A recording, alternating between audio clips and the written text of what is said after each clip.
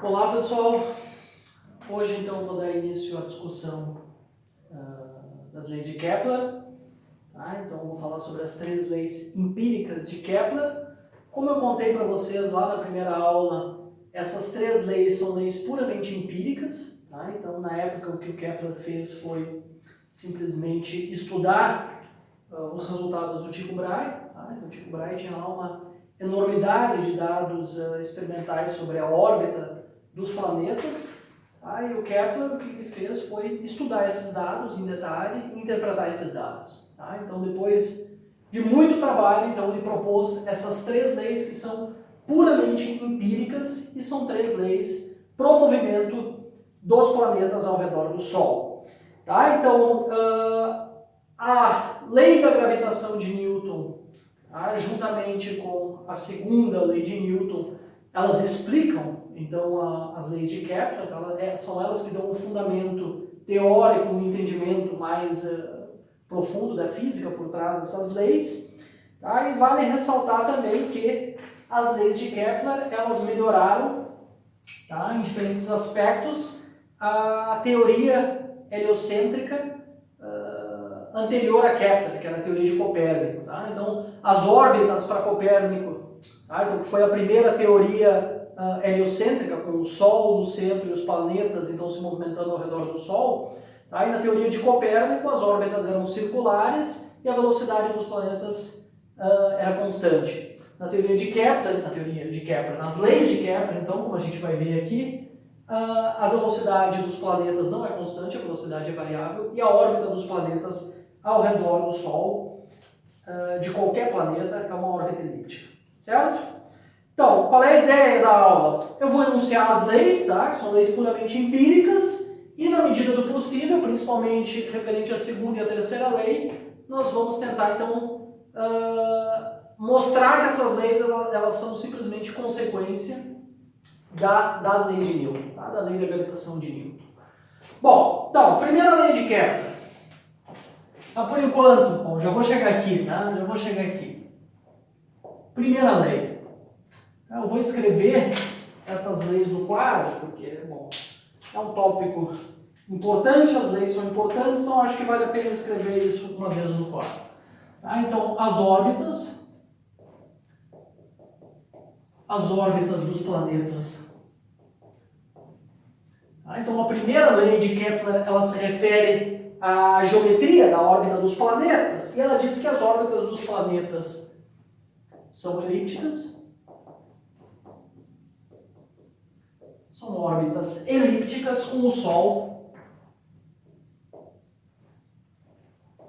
Sol em um dos focos.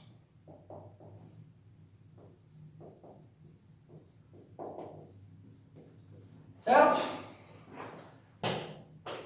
Tá? Então, a primeira lei é uma lei sobre o formato das órbitas dos planetas ao redor do Sol.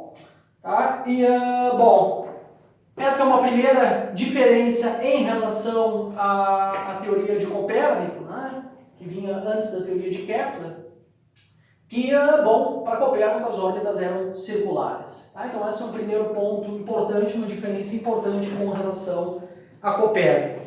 Tá? Então, antes de discutir isso aqui, eu acho que o que importa para essa primeira lei, para nós, é a gente entender então, um pouquinho mais sobre elipse, tá? Porque é uma lei sobre a trajetória dos planetas ao redor do Sol. Então eu quero revisar um pouquinho aqui com vocês. Imagino que em algum momento da vida de vocês já estudaram a geometria do elipse. Tá? Então eu quero revisar um pouquinho alguns aspectos da elipse.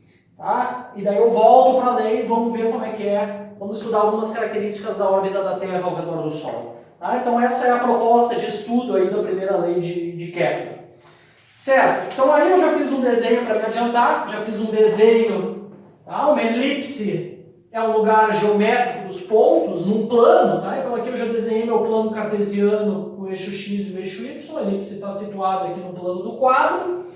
Tá? A elipse, ela possui o que a gente chama de dois pontos focais, tá? Então um círculo, digamos, é um caso particular de uma elipse com um ponto focal no centro, já vou discutir isso.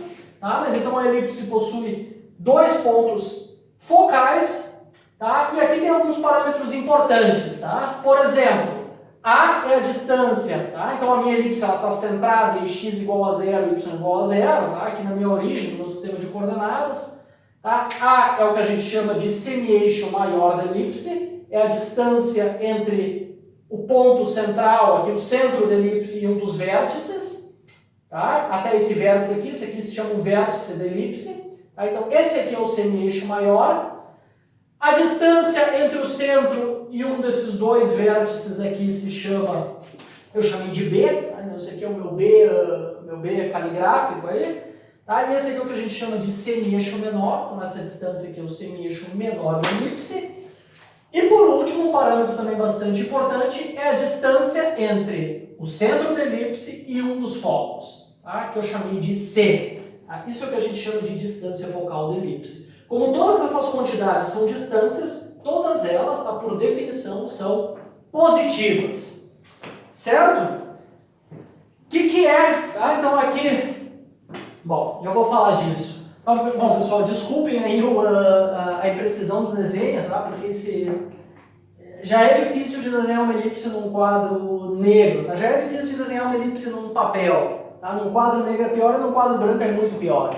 Tá? Então, vocês já devem ter visto uma elipse, olhem na internet, tá? Isso aqui é uma elipse totalmente... Vocês têm que imaginar que esse troço aqui é completamente simétrico e bonitinho, tá? A gente está falando de uma elipse perfeita. Imaginem a elipse perfeita, certo? Bom, qual é a definição de elipse, tá? Como é que eu gero esses pontos aqui no plano XY? Então, uma elipse é definida pela seguinte equação. Vou botar isso aqui. Definição.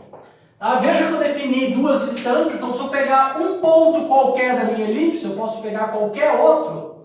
Tá? Uma elipse é definida como o conjunto de todos os pontos, tal que a distância de cada a soma das distâncias de cada um desses pontos até os focos é igual a uma constante. Essa constante é 2 vezes o semi-eixo maior. O que é R e o que é R'? R é a distância de um ponto da minha elipse até o foco F, até o ponto focal F, e R' é a distância de um ponto qualquer da minha elipse até o ponto focal F'. Certo? Então, essa aqui é a definição de uma elipse. Tá? Então, uma elipse, os pontos que definem uma elipse, eles são tais que a soma dessas distâncias é igual a 2 vezes o semi-eixo maior. Certo? Vejam, a gente pode agora... Eu só vou dar os passos principais de como a gente faz para obter a equação para os pontos x e y, para as coordenadas x e y que definem uma elipse no plano, tá? Mas eu não vou fazer o cálculo em detalhe, o cálculo é um pouco longo, eu espero que vocês façam, se não fizerem em algum momento da vida de vocês, façam.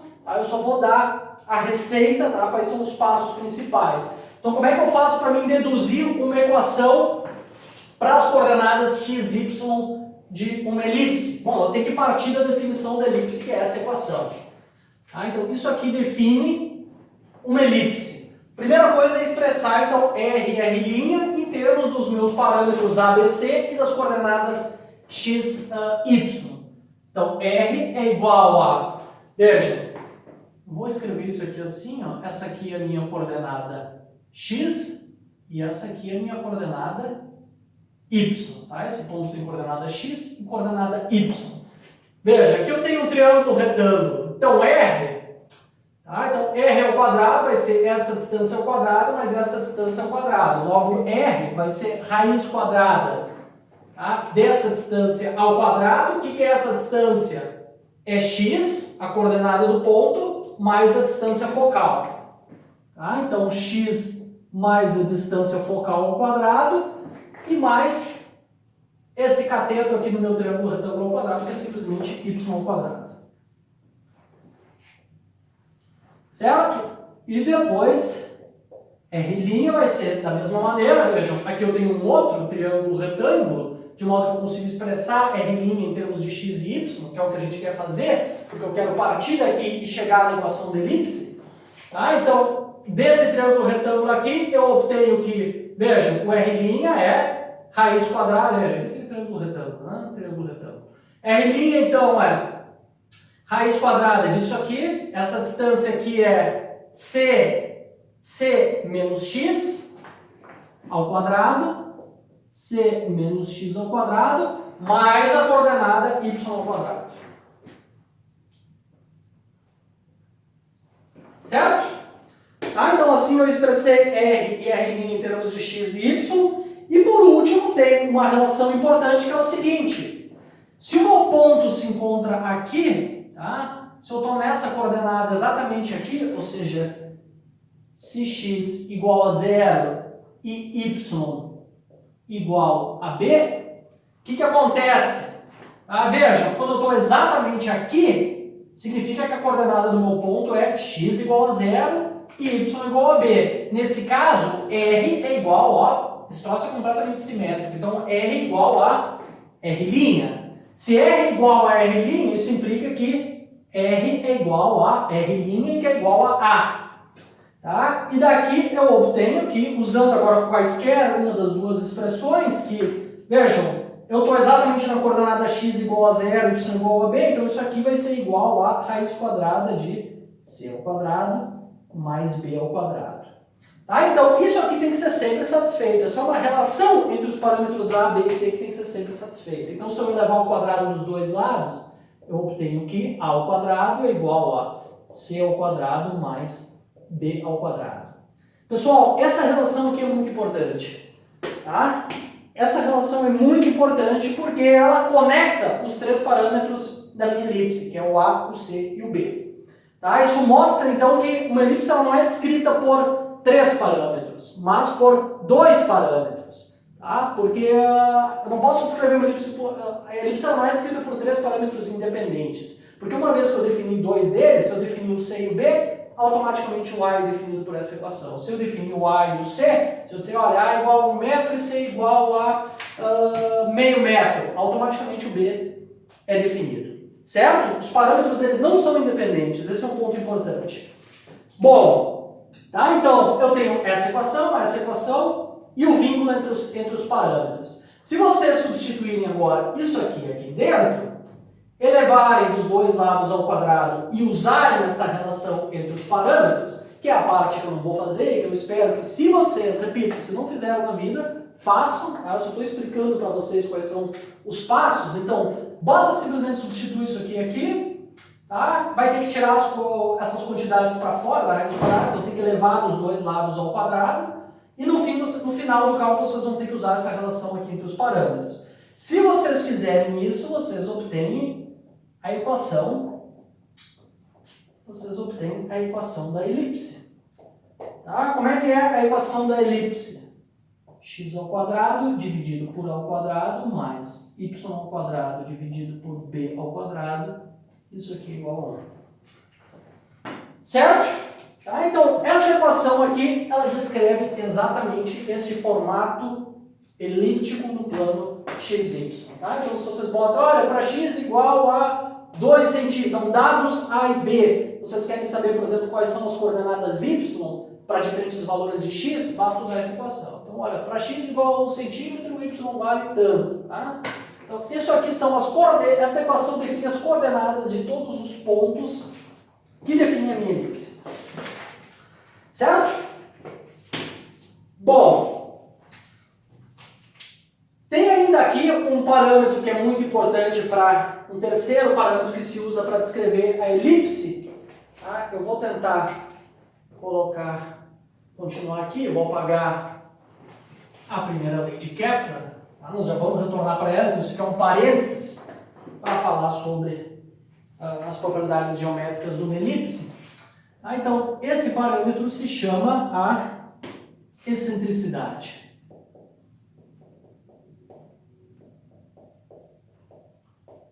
Tá? Como é que é definida a excentricidade de uma elipse? Tá? A excentricidade E ela é igual à razão entre a distância focal e o semieixo maior.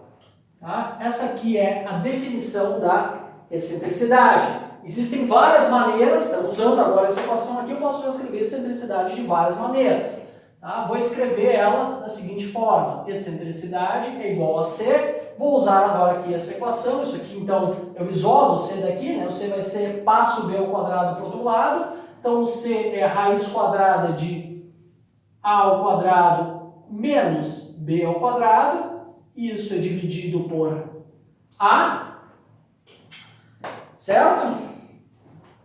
Vou passar agora esse A para dentro da raiz quadrada e vou obter o seguinte, tá? Se eu colocar o A dentro da raiz quadrada, eu vou ter raiz quadrada de tudo isso aqui dividido por A ao quadrado, certo?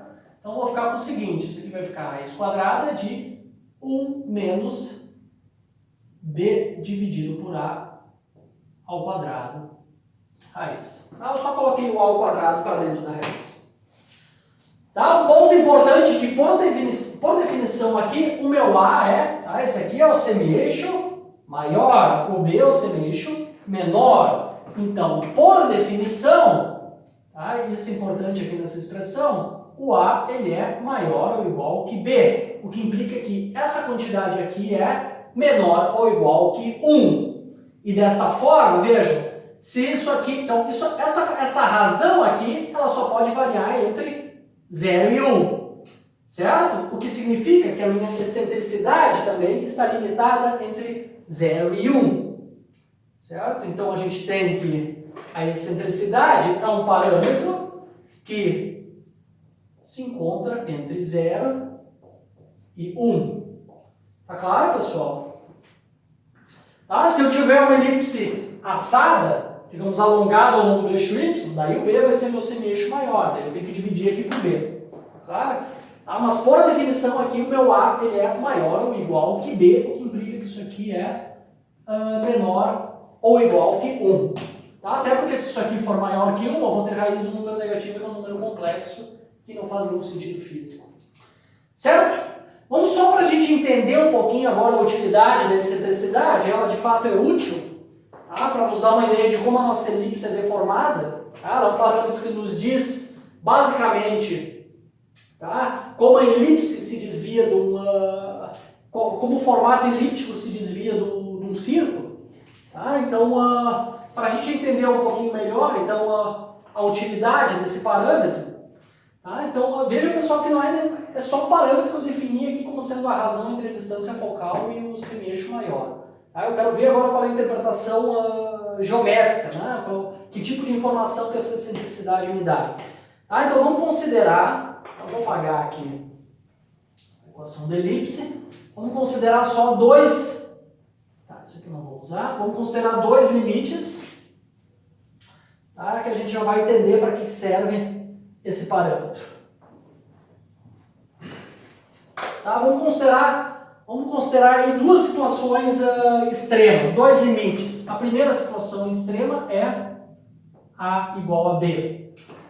Então vejam, quando A é igual a B, ou seja, quando os dois semi-eixos são iguais, isso aqui é igual a 1, e a excentricidade é 0. Excentricidade é igual a 0. E a gente obtém daqui também que C, então se isso aqui é igual a 0 e isso aqui é diferente de 0, isso implica que C também é igual a 0. Ou seja, que situação é essa? Tá? Que situação é essa? Ora, se C é igual a 0, significa que os meus focos eles estão ocupando o centro da minha elipse. Os dois focos colapsaram para o centro, tá? E a minha elipse se alongou nessa direção. Tá? Então, excentricidade igual a 0, tá? Implica que a gente tem um círculo de raio A. Tá? Então, veja a equação da elipse. Né? A equação da elipse a gente tem x ao quadrado dividido por... Acabei de apagar, né? Mais y ao quadrado dividido por b ao quadrado igual a 1. Se A igual a B, eu tenho o mesmo denominador nos dois termos, passo A ao quadrado para o outro lado, e eu obtenho que x ao quadrado mais y ao quadrado é igual ao quadrado. Ou seja, essa é a equação para um círculo de raio A. Certo? Tá? Então, veja, quando a excentricidade é exatamente 0, eu tenho um círculo de raio A, que é igual a B. Tá certo? O outro limite é o seguinte. Tá? Imagina agora que o B é fixo, ou seja, eu mantive B no valor, qualquer valor que vocês quiserem, tá? B é fixo, mantido num valor finito, e o A eu faço tender a infinito. Ou seja, eu mantenho aqui o B fixo e faço o meu A ficar muito grande. O que acontece nesse limite? Bom, podemos olhar para cá, né? Se B é finito, é fixo, e A vai para infinito, isso aqui vai para zero. 1 menos 0 é 1, raiz de 1 é 1. A minha excentricidade é igual a 1 nesse limite. O que está acontecendo aqui, né? O que está acontecendo aqui? Tá? Da mesma maneira, tá? A gente obtém que, olhando aqui para cuidado, tá? Porque os parâmetros eles não são independentes, tá? Tem a equação que conecta todos os parâmetros. Tá? Vou botar ela aqui embaixo de novo, né? B ao quadrado mais C ao quadrado é igual a ao quadrado. Tá? Então vejam, nesse limite, quando A vai para infinito, tá? E aqui, tá? Isso aqui vai para zero, a excentricidade é 1, o que significa que o C também está indo para infinito. Tá? Então daqui a gente conclui também que o C está indo para o infinito. Dá para ver da equação que liga os três parâmetros também. Né? Se o B é fixo, sei lá, escolhe o valor para B, 1 metro, e eu fiz A tender para infinito, significa automaticamente que o C também foi para infinito. Tá? Então, esse é o caso em que a minha elipse ela é muito, muito alongada. Tá claro, pessoal? Porque veja, o A tá indo para infinito, o B tá fixo, e o C automaticamente também está indo para infinito. Os focos estão disparando lá para infinito. Tá? Então, esse é o caso de, vou botar assim, ó, elipse muito alongada. Muito alongada. Tá? Significa que essa razão aqui vai para zero. O semi-eixo menor dividido pelo semi-eixo maior vai para zero. Tá claro, pessoal? Tá? Então, aqui já está bastante, né? Já está bastante claro o que a utilidade desse parâmetro. Tá? Se eu pego uma órbita de algum planeta onde a excentricidade é próxima de zero, tá? Se a excentricidade é exatamente igual a zero, eu tenho um círculo. Se ela é próxima de zero, a órbita é praticamente circular. Tá? Para E maior que zero, para qualquer valor de E maior que zero, a órbita é elíptica. Tá? Mas se E for muito próximo de zero, ela é quase um círculo. Tá? E para E igual a 1, eu tenho uma órbita muito, muito, muito alongada. Tá? Então esse é um parâmetro muito útil que descreve, digamos assim, o quão próximo de um círculo a minha órbita é. Tá claro? Bom, uma lição importante aqui, tá? É o papel dessa equação, tá? É o papel dessa equação. Não tem, por exemplo, como eu estudar uma situação em que, eu só posso sempre trabalhar com dois parâmetros independentes. Eu posso, por exemplo, fixar um e aumentar o outro, por exemplo. Tá? Mas eu nunca posso, por exemplo, vou fixar dois parâmetros e aumentar o terceiro. Vou fixar B e C e aumentar A para o infinito, porque essa equação ela tem que ser satisfeita. Se eu fixar esses dois e mandar esse aqui fazer com que esse aqui vá para o infinito, essa equação não é satisfeita. Tá? Então, tu só pode trabalhar sempre com dois parâmetros independentes. O terceiro parâmetro ele é determinado por esta equação. Bom, então isso aqui foi só um parênteses sobre a geometria da elipse. Vamos passar agora para a órbita da Terra. Tá? Então, a primeira lei nos diz que a órbita de todos os planetas possuem órbitas elípticas, com o Sol em um dos focos. Então deixa eu abrir um espaço aqui no quadro. Como é que são essas órbitas? Então, vamos desenhar aí a órbita da Terra. Deixa eu tentar usar o mesmo desenho, tá? Porque eu não quero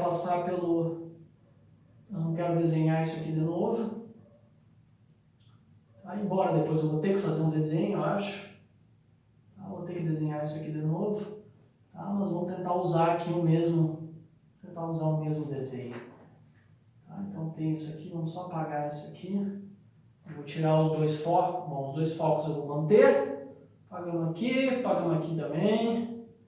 Pronto. Vamos agora reconstruir os pedaços aí que eu estraguei no meu desenho. Certo? Isso aqui, isso aqui. Deixa eu apagar esse negocinho aqui que ficou. Bom, tá, então vamos fazer um desenho aí para a órbita da Terra.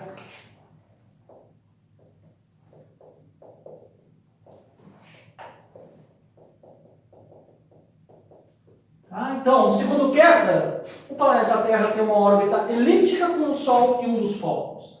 Tá, então vou botar aqui a Terra, ou qualquer outro planeta, tá? Eu estou pegando aqui, eu vou pegar a Terra assim, como exemplo. Tá? Então tem uma órbita aqui. Tá? A Terra anda ao longo dessa elipse e aqui está o Sol.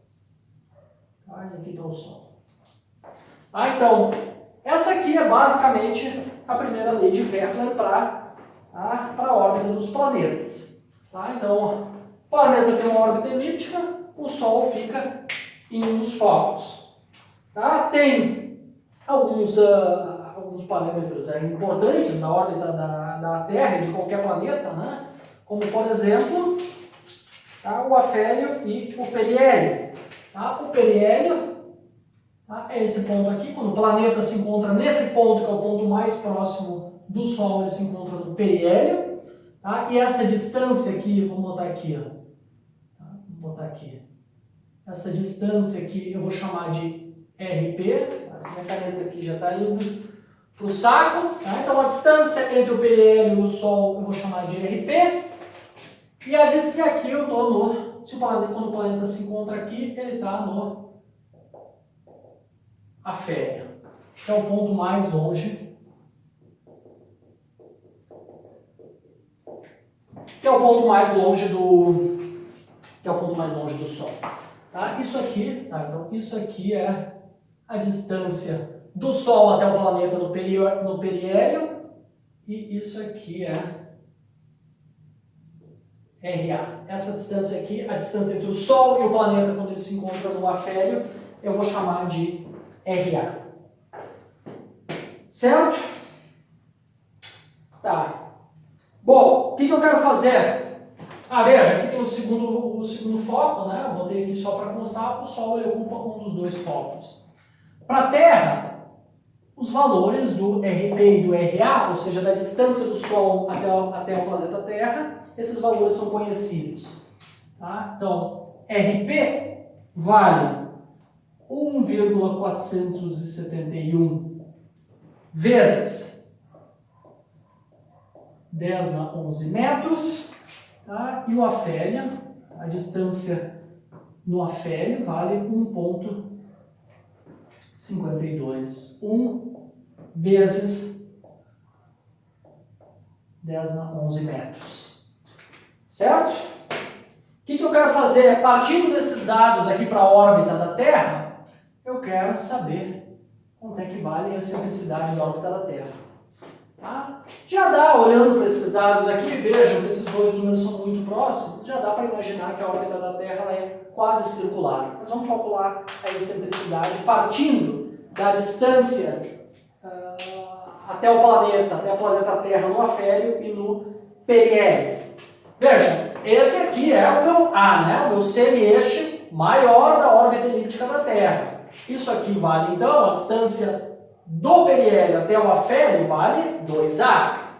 Tá? Então eu sei que 2A, A é o semi-eixo maior da Terra, isso é igual a RA mais RP. Tá? 2A está aqui, né? Isso é igual a RP mais RA. Tá? Então daqui eu tiro que A é igual a RP mais RA, a soma da distância do afélio com a distância do periélio dividido por 2. Substituindo os números aí, a gente obtém o valor do semi-eixo maior para a órbita da Terra. Isso aqui vale 1,5 mais ou menos vezes 10 na 11 metros. Tá? Isso aqui é uma unidade muito utilizada, né? Isso aqui é uma unidade astronômica, se escreve assim. Certo? 1,5 vezes 10 na 11 metros, é 1 UA, uma unidade astronômica, que é uma unidade de medida que se utiliza bastante na astronomia, principalmente quando se está lidando com órbitas dos planetas, quando está se lidando na escala está fazendo estudos na escala do nosso sistema solar. Tá? Então é uma unidade de medida bastante útil quando as escalas de distância envolvidas são escalas aí do nosso sistema solar. A distância dos planetas do Sol, a distância entre a Lua e a Terra e assim por diante. Bom, eu quero calcular a minha excentricidade, né? A gente sabe que a excentricidade é igual à razão entre a distância focal e o semeixo maior, certo?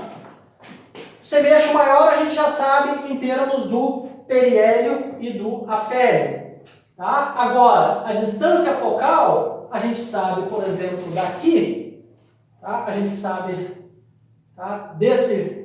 A distância focal, a gente sabe que, tá? C mais RP, tá? Isso aqui é igual a A, certo? Veja, isso aqui é C, né? Distância do centro da elipse até o Sol é a distância focal, isso aqui mais RP tem que ser igual ao semeixo maior. Tá? Então daqui eu consigo isolar o C em termos de A que eu conheço e em termos do raio da distância até o periélio. Tá? Em geral, tá? Imagina que eu estou numa órbita planetária qualquer, tá? Eu quero uma expressão para excentricidade em termos de RP e RA. Como é que eu faço? Bom, é só substituir o que a gente sabe aqui dentro, né? Então veja, excentricidade vai ser C, tá? Vai ser C que é igual a menos RP, estou só substituindo isso aqui dentro, dividido por A. Tá? Eu quero escrever isso, a excentricidade em termos de RP e RA, que vai valer para qualquer órbita. Tá? No final a gente substitui os números. Então isso aqui vai ser 1 menos RP dividido por A. Tá? Dividir isso aqui por A, isso aqui por A. Isso aqui vai ser igual a 1 menos RP vezes 1 sobre A. Tá? Então vai ser RP dividido por A, então isso aqui vai ser 2 vezes RP dividido por RP mais RA. Tá claro, pessoal? Só substituir isso aqui agora aqui dentro. Tá? E daqui eu vou te fatorar daqui o RP e vou escrever isso aqui da seguinte maneira. Excentricidade é igual a 1 menos 2 dividido por... Se eu fatorar o RP aqui, eu obtenho isso aqui igual a 1 mais RA dividido por RP. Então isso aqui é uma expressão geral para a excentricidade em termos da distância de um planeta até o afélio e da distância dele até o Sol quando ele se encontra no periélio. Tá claro? Veja, quando isso aqui é aproximadamente 1, o que é o caso da Terra, né? Porque RP e RA são aproximadamente iguais, então quando isso aqui é aproximadamente 1, esse denominador é aproximadamente 2, dividido por 2, isso aqui dá 1 e a excentricidade é aproximadamente 0. Tá claro? Então, se você substituir agora os valores de RP e RA para a Terra, a gente obtém o seguinte valor de excentricidade. A gente obtém que a excentricidade da Terra vale 0,0167. Tá? Então, de fato, é uma ótima aproximação. Tá? É uma ótima aproximação tomar a órbita da Terra como sendo circular. Tá? Porque a excentricidade da órbita é muito pequena. Então é praticamente um círculo a órbita que a Terra faz ao redor do Sol. Tá claro? Veja, eu posso colocar isso aqui, tá? Então veja, se eu botar esse número aqui dentro, vocês obtêm que C é igual a 0,01 vezes A, o que nos diz que a distância focal, tá? Então veja, se bota a excentricidade ali, vocês obtêm aproximadamente isso aqui, né? Bota o valor ali, vocês obtêm. Isso aqui é 0,01 vezes A. Só para interpretar um pouquinho melhor o que isso aqui significa, né? Tá? Então C é 0,01 vezes A, o que significa que a distância focal é aproximadamente 1% do semeixo maior. Então, basicamente a órbita ela é tal que tem que pegar o semeixo maior, dividir em 100 partes e o foco está aqui, né?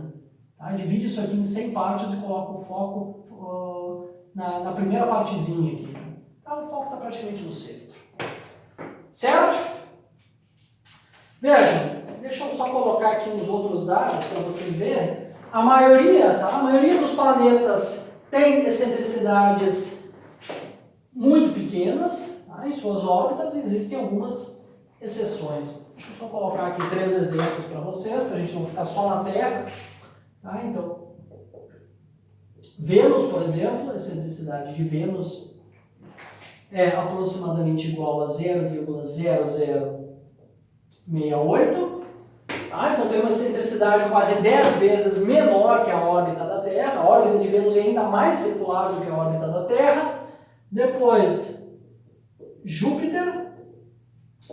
Tá? Júpiter tem uma excentricidade que é aproximadamente 0,048. Então Júpiter tem uma órbita aí, uma elíptica muito parecida com a órbita da Terra, em termos de excentricidade. Tá?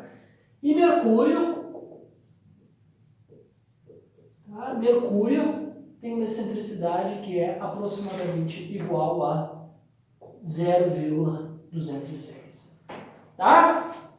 Então vejam que Mercúrio tem uma excentricidade quase mais do que quase 20 vezes maior do que a excentricidade da Terra. Então essa aqui já é uma órbita com uma elipse bem definida, tá? Bem pronunciada. Tá? Tem uma excentricidade muito maior que a excentricidade do planeta Terra. Certo, pessoal? O último ponto sobre a primeira lei. Ah, mas e o que isso aqui tem a ver com as leis de Newton? Vejam, o que o Newton fez na época, ele mostrou que, de fato, se tu considerar uma partícula, tá? Se eu tiver uma partícula aqui no espaço, tá? Com uma certa massa m1, e eu tiver uma segunda partícula chegando com uma certa velocidade e passando pela partícula de massa m1, ou seja, e for atraída gravitacionalmente pela partícula de massa m1, supondo que a força gravitacional que M1 faz em M2 é dada pela lei da gravitação, ou seja, que essa força é proporcional a 1 sobre a distância entre as partículas ao quadrado, então fazendo isso, Newton mostrou que a solução da equação dele para a segunda lei de Newton mostra que M2 vai fazer uma trajetória elíptica ao redor de M1. Existem outras condições aí, tá? Existem diferentes tipos de solução para esse tipo de problema, tá? Existem diferentes tipos de solução da segunda lei de Newton, tá? Resolvendo a equação diferencial, força igual a massa vezes aceleração. Tá? Então, em alguns casos, então, o que pode acontecer, existem diferentes possibilidades, o planeta pode simplesmente passar e não entrar, e não ter pode fazer uma coisa assim, né? Tá? E não se ele entrar com uma velocidade muito grande, ele simplesmente vai embora. Agora, se as condições com que esse planeta entra no campo gravitacional de M1 se satisfizer determinadas condições, tá? O que acontece é que esse planeta ele tem uma órbita elíptica. Tá? Então, isso sai de resolver as equações de Newton, tá? Usando a lei da gravitação. Foi exatamente o que Newton fez na época e que, de fato, deu confiança para ele de que a lei da gravitação dele estava correta. Então, para esse tipo de problema, se eu tiver uma força que cai com 1 sobre r ao quadrado e eu tiver uma partícula sendo injetada no campo gravitacional de outra, o que acontece é que a única solução que fornece, né, a única solução das equações de Newton que fornece uma órbita fechada, ela é dada por uma órbita elíptica. Tá? Então essa é a única solução possível da equação de Newton que fornece uma órbita fechada. Não tem, por exemplo, uma solução que te dá uma coisa mais complicada. Não. Se resolver as equações de Newton tem uma elipse. Tá? Então, esse aqui não é um problema trivial, tá? Não é um problema simples de resolver, não para esse curso. Tá? Talvez em mecânica clássica vocês estudem esse problema aqui em mais detalhe. Tá? Tem que estudar um pouco de equações de diferenciais primeiro, né? Para poder resolver esse problema e mostrar que, de fato, a órbita é elíptica. Bom,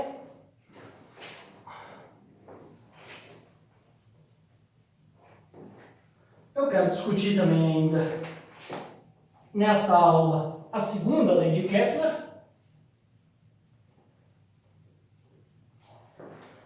Tá? Vamos partir então para a segunda lei.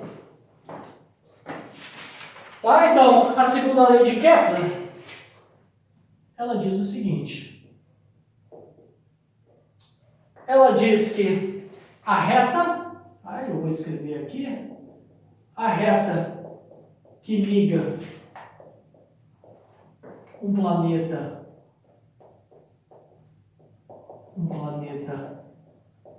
ao Sol varre áreas iguais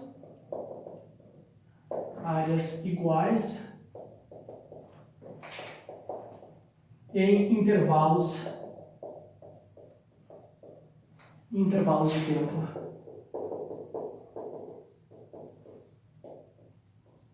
iguais. Tá? Então essa é a segunda lei de Kepler, tá? Para o movimento dos planetas ao redor do Sol. Tá? Deixa eu contar para vocês um pouquinho do que se trata. Tá? Vamos só tentar interpretar isso aqui em termos de movimento planetário. Tá? E depois nós vamos estudar qual é o significado físico dessa segunda lei. Tá? Qual é a razão por que isso acontece? Tá? Então, utilizando aí as ideias da mecânica, nós vamos ver por que isso acontece, ainda hoje. Tá? Então, bom, deixa eu primeiro... Tá? Então, essa aqui até ficou uma elipse mais ou menos razoável. Tá? Então, o Sol, vou botar o Sol aqui em um dos focos. Tá? Então, tem um movimento planetário aqui ao redor. Tá? Qual é o conteúdo dessa segunda lei de Kepler, que é puramente empírico? Ela diz o seguinte, olha, imagina que em um certo instante de tempo, está aqui o meu planeta, né? Imagina que em um certo instante de tempo o meu planeta está nessa posição e eu espero um certo intervalo de tempo, sei lá, 1 hora, por exemplo. Tá? Ele diz que o seguinte, veja, a reta que liga esse planeta ao Sol, vou traçar a reta que liga o planeta ao Sol, tá? Se eu esperar um certo ΔT, o meu planeta vai estar aqui. Tá? Ele está se movendo nesse sentido. A reta, ela vai ter feito isso aqui, até aqui. Tá? Ele diz o seguinte, ora, esta área aqui definida por essa reta, tá? Eu vou chamar isso aqui, essa área de A, se eu repetir esse experimento, tá? Essa área, bom, ela depende do ΔT aqui, né? Do ΔT que eu esperei. Tá? Então eu esperei um certo ΔT, essa reta varreu uma certa área, A. Ora, se eu repetir esse experimento em qualquer outra parte da minha órbita, a área varrida, por mesmo tempo, ela é igual. Ou seja, se eu esperei 1 hora, vi qual foi a área que essa reta varreu, deu lá um certo valor, e eu repeti o experimento em outra parte da órbita elíptica, a área vai ser a mesma, se eu considerar o mesmo intervalo de tempo. Ou seja, por exemplo, quando o meu planeta estiver aqui, tá? Se eu esperar o mesmo ΔT, então a reta que liga o planeta até o Sol está aqui, se eu esperar o mesmo ΔT, o meu planeta não vai ter andado a mesma distância do que ele andou aqui, por exemplo. Tá? Porque se ele fizer isso, essa área aqui vai ser menor do que a área varrida para o mesmo intervalo de tempo. Então, se eu esperar o mesmo ΔT, esse planeta vai ter que andar mais ou menos até aqui, por exemplo. Não sei, tá? Eu estou só chutando. Tá? E a minha reta está aqui, de modo que a área varrida foi isso aqui. Tá? Então, este é basicamente, então aqui eu esperei o mesmo ΔT do que eu esperei aqui. Então, este é basicamente o conteúdo da segunda lei de Kepler. Se eu esperar o mesmo ΔT em qualquer parte da minha trajetória elíptica, essa reta que liga o planeta ao Sol vai varrer áreas iguais no mesmo intervalo de tempo. O que significa que, vejam, o planeta aqui, para ele varrer a mesma área que ele varreu aqui no mesmo intervalo de tempo, ele vai ter que andar mais. Tá? Ele vai ter que andar mais. O que significa que aqui, quando ele está mais perto do Sol, ele vai ter que andar mais rápido. Tá claro? Então, a velocidade do planeta ao longo da órbita elíptica não é constante. Tá? Ele vai se mover mais devagar, tá? Para manter essa área nos mesmos intervalos de tempo, para manter a área constante, o planeta vai andar mais devagar quando ele está longe do Sol e mais rápido quando ele estiver perto do Sol. Tá? E esse aí é um ponto, uma diferença bastante importante com relação ao Copérnico, que dizia que as órbitas dos planetas ao redor do Sol eram circulares e que as velocidades dos planetas eram constantes. Tá? Então, o que o Kepler mostrou, tá? Que é uma diferença importante em relação ao Copérnico, é que a velocidade dos planetas é variável e ela é tal que essa segunda lei é satisfeita. Tá? Então, vejam. Em termos diferenciais, o que significa isso? Se eu esperar um intervalo de tempo muito pequeno, ele vai andar uma área muito pequena. Tá? Se eu fizer isso para qualquer, ponto aqui da trajetória, eu sei então que dA dividido por dt tem que ser igual a uma constante. Tá? Em termos diferenciais, é isso que significa a segunda lei de Kepler. Tá? Ou seja, se eu pegar para qualquer região aqui da minha trajetória, um intervalo de tempo muito pequeno, ver qual é a área varrida pela reta e dividir pelo intervalo de tempo, eu obtenho sempre a mesma constante. É o que a gente está vendo aqui, né? Se eu dividir A por ΔT aqui, eu obtenho um número. Se eu dividir A por ΔT aqui, eu obtenho o mesmo número. Tá? Porque A é o mesmo, varreu, e o ΔT que eu estou considerando é o mesmo. Tá? Então, em termos de diferencial, tá? Se eu considerar intervalos de tempo muito pequeno, essa relação aqui tem que ser satisfeita. Tá? A taxa de variação da área varrida por essa reta aqui tem que ser uma constante. Bom, o que a gente quer fazer agora? Bom, a gente quer entender, tá? Tudo bem, essa é uma lei empírica, parece ótimo, tá? A gente chega, tá? O Kepler mostrou que a velocidade é variável, mas a gente quer ver qual é a razão física, por que isso aí está acontecendo, qual é de onde é que sai isso, tá? Por que a gente tem esse tipo de fenômeno na órbita planetária? Então vamos fazer o seguinte. Bom, eu queria tentar usar o mesmo desenho. Tá, vou tentar desenhar outra elipse aqui. Tá, eu acho que eu já estou craque nesse desenho de elipse. Não posso me empolgar muito só. Tá, é uma elipse. Mais ou menos, tem uma certa aí, deformação para cá, mas tudo bem. Vamos botar o nosso Sol aqui. Tá aqui o Sol, vou botar assim, né? Sol e o planeta aqui. Vamos usar o planeta tá aqui, uma certa posição, tá? O planeta está andando ao longo desse sentido, tá fazendo a minha órbita. Isso aqui é uma órbita, praticamente a órbita da Terra, tá? Uma órbita quase circular. Então imagine que isso aqui é uma trajetória elíptica com uma excentricidade pequena, tá? E vamos fazer o seguinte, então, vamos tentar estudar essa relação entre a área varrida pela reta num intervalo de tempo muito pequeno. Vamos ver o que a gente aprende disso. Tá? Então, deixa eu traçar a minha reta que liga o Sol ao planeta. Esse aqui, na verdade, eu posso agora, se eu colocar o meu sistema de coordenadas, eu não vou fazer um desenho, mas posso colocar meu sistema de coordenadas XY com a origem exatamente no Sol. Esse aqui vai ser o meu vetor posição R do planeta em relação ao Sol. Tá certo? Esse vetor aqui ele localiza o planeta em relação ao Sol à medida que o planeta se move na órbita elíptica. Certo? Ora, imaginem agora que este planeta, em um intervalo de tempo muito pequeno, se deslocou. Então o planeta se deslocou, por exemplo, até aqui. Isso acontece em um dt, um intervalo de tempo muito pequeno. O vetor de deslocamento do planeta é isso aqui. Tá? Esse aqui é o meu vetor de deslocamento do planeta. Deixa eu fazer o seguinte. Esse aqui é o deslocamento do meu planeta em verde, que é o meu vetor dr. Certo? Ora, a área varrida, o meu vetor posição, ele foi agora. O meu vetor posição, ele está...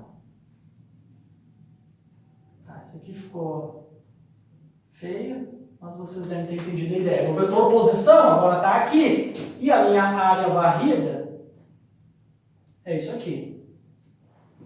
Vejam, isso aqui, então, esse vetor de deslocamento do meu planeta, ele ocorre num certo intervalo de tempo muito pequeno, que eu chamei de dt.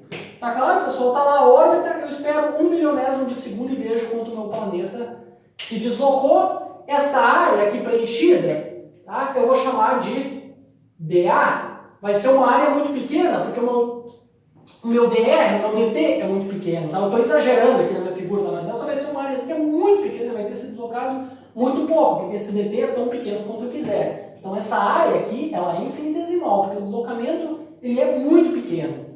Tá? Eu estou, obviamente, exagerando as coisas aqui. Bom, vejam que... E agora aqui que o meu desenho vai vai acusar o golpe, eu imagino. Tá? Veja, eu tenho o seguinte. Tá? Eu tenho o seguinte, eu posso traçar uma reta. Não, tenta mais ou menos. Tá? Eu vou traçar uma reta aqui. Porque o que eu quero fazer? Eu quero calcular essa área. Tá? Eu quero calcular essa área. Eu vou traçar essa reta, é paralela a esta reta aqui, ao meu vetor R, antes de acontecer o deslocamento. E isso aqui é paralelo ao meu vetor DR. Tá? Esses dois vetores. Aqui ficou ruim, né? Mas esses aqui são dois vetores exatamente iguais. Né? O meu DR está aqui. Né? Eu tenho que fazer, são vetores exatamente iguais. Né? Só estão em regiões diferentes do espaço, mas é o mesmo vetor. Né? Tá aqui o meu vetor DR. Tá mais ou menos, né? Então, veja, esses dois vetores aqui são paralelos e essa reta verde aqui é paralelo ao vetor posição inicial. Isso aqui, pessoal, é um paralelogramo. Tá? Dois vetores quaisquer, com um ângulo entre eles, num plano. Dois vetores definem um plano. E esses dois vetores eles podem definir um paralelogramo. Tá? Por exemplo, tá? Eu fiz aqui um exemplo rápido. Imagina que eu tenho um vetor B. Tá? Imagina que eu tenho um vetor B e imagina que eu tenho um vetor A. Tá? O paralelograma definido por esses dois vetores, então eu tenho que simplesmente botar esse vetor aqui e esse vetor aqui. Tá? Eu tenho um paralelograma.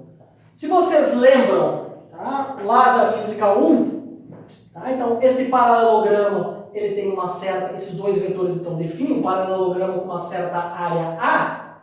E a área desse paralelograma é o módulo do produto vetorial entre A e B. Tá? Essa é uma das interpretações geométricas do produto vetorial, que vocês devem ter visto lá na física 1.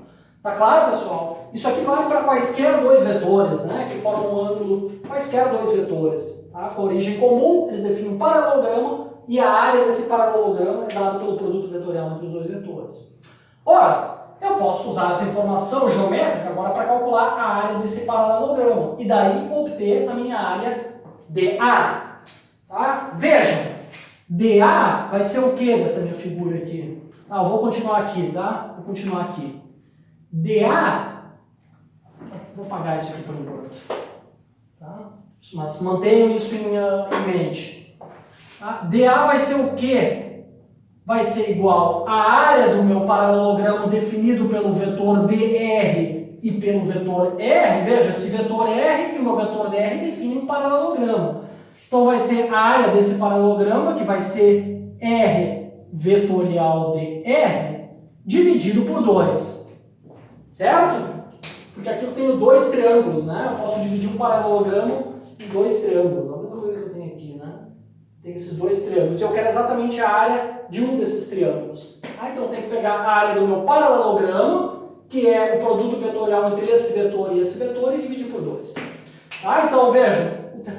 Olhem, eu creio que no Tipler tem, tá? Mas nem uma procurada no top para vocês enxergarem o desenho melhor. Tá? Se fizer o desenho de maneira bem feita, se vê que essa área aqui de fato é metade da área do meu paralelogramo. Certo? Agora, o que mais a gente sabe? A gente sabe que V é igual a dr dt, é a taxa de variação do vetor posição. Física 1. Daqui eu tiro que, passando o meu dt para o outro lado, eu tiro que dr, ou seja, o meu deslocamento infinitesimal é V dt. Vou substituir agora isso aqui dentro. O que eu obtenho? dA é igual a módulo de R, produto vetorial com dr, que é VDT. dt dividido por 2. Ora, dt é um número, né? Um número vezes um produto vetorial, eu posso tirar um número simplesmente para fora. Eu tenho um módulo aqui, mas dt é positivo, né? O dt é sempre positivo. Então, eu obtenho a seguinte expressão. Isso aqui é R vetorial V vezes dt dividido por 2. Certo? Vejam que agora a gente obtém uma expressão para dA dt, que é o que eu queria lá no início. Porque, veja, eu tenho que dA é igual a isso aqui. Passo o dt dividindo. Eu obtenho que dA dividido por dt é igual a R vetorial V dividido por 2. Tá? Obtive uma expressão para a taxa de variação da área varrida pelo meu vetor R aqui, né? R é o meu vetor posição, em termos do vetor posição e da velocidade. Agora, o que é R vetorial V? Vou botar aqui, tá? Parênteses da física 1.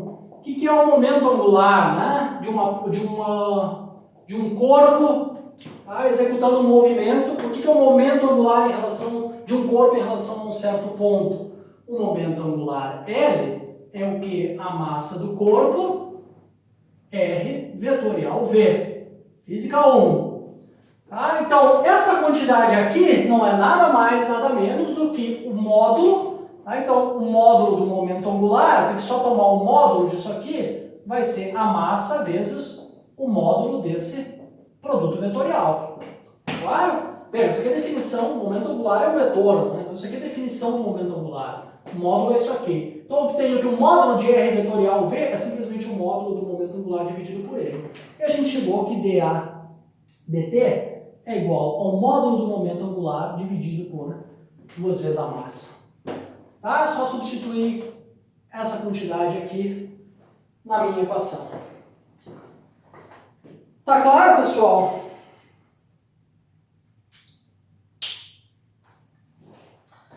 A gente chegou numa relação muito interessante, então, que nos diz que a taxa de variação da área é igual ao módulo do momento angular dividido por 2 vezes a massa.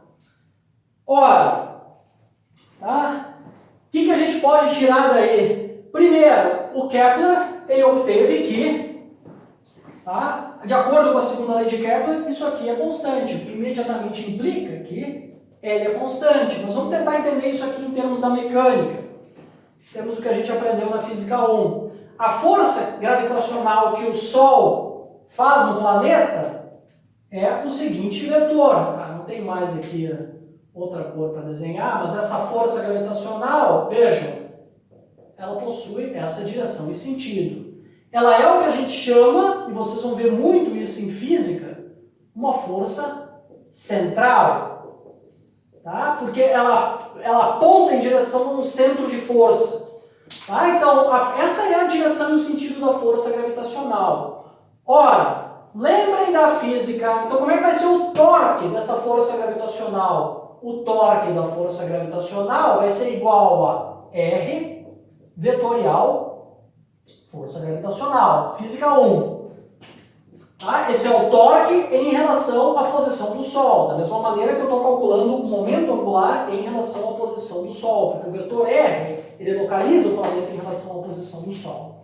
Tá? Então, esse aqui é o torque da força gravitacional. Mas vejam, como a força é central, ou seja, significa que a força é radial, R vetorial FG é igual a 0. Torque nulo significa que o momento angular do planeta, em relação o momento angular em relação à posição do Sol é constante. Tá?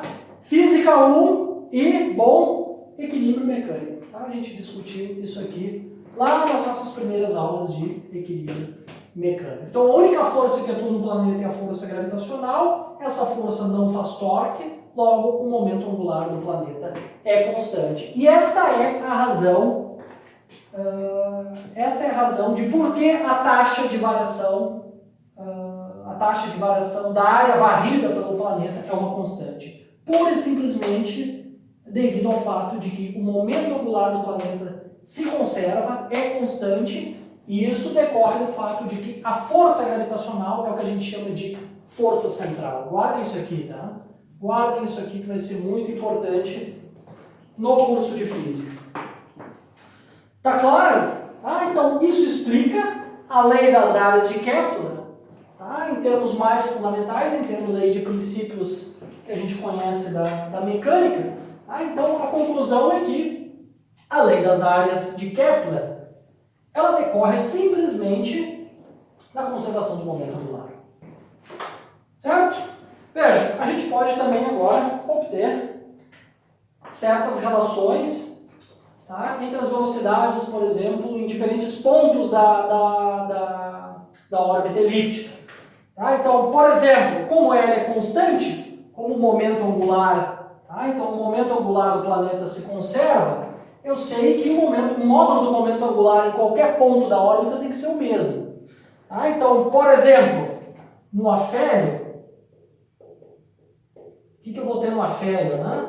No afélio eu vou ter o seguinte, o módulo do momento angular no afélio vai ser o quê? Massa do planeta, distância, tá? Porque no afélio, tá? No afélio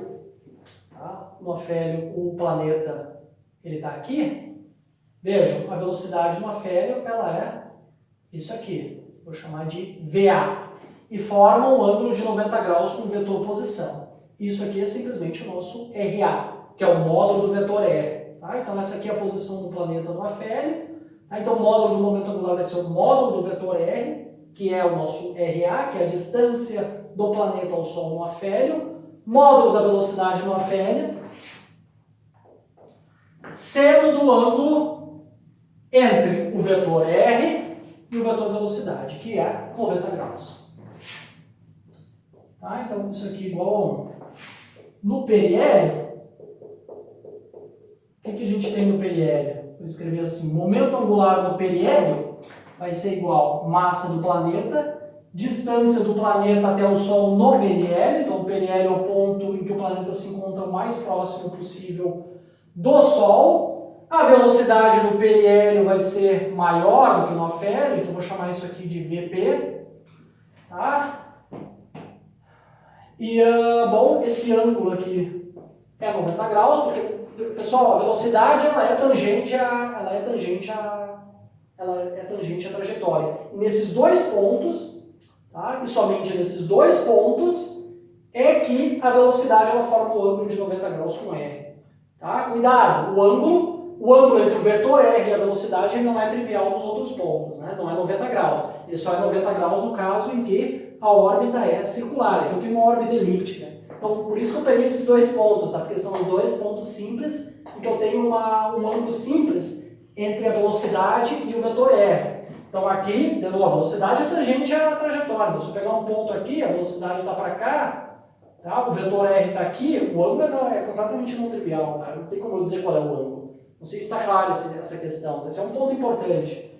Tá? Então, para esses dois pontos aqui, sim, o vetor velocidade tem a direção vertical e o ângulo ele é trivial, é simplesmente 90 graus. O ângulo entre a posição, vetor posição e velocidade.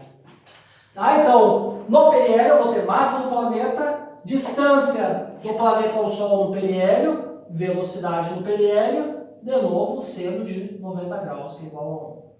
Tá? Como o momento angular se conserva, eu sei que LA é igual a LP. Então aqui, por exemplo, eu tiro uma relação igualando essas duas expressões, eu sei que RA-VA é igual a RP-VP, por exemplo. Tá? Então eu tiro uma relação entre as velocidades e as distâncias do planeta ao Sol no periélio e no afélio.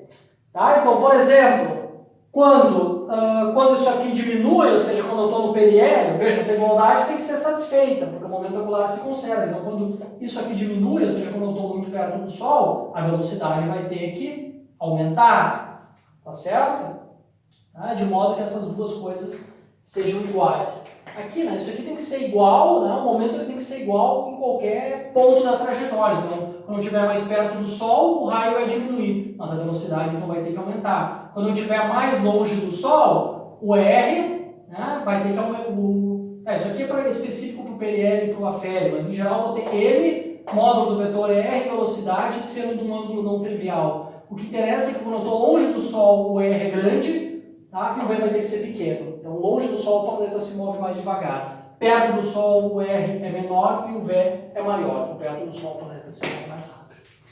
Certo, pessoal? Então, acho que hoje, essa aula, eu talvez me alonguei um pouco demais. Mas eu espero que isso aí esteja claro. Então, próxima aula a gente vai ver a terceira e última lei de Kepler. Eu vou fazer também um exemplo de aplicação dessa terceira lei para estrelas binárias. E, bom, é isso aí. Até lá.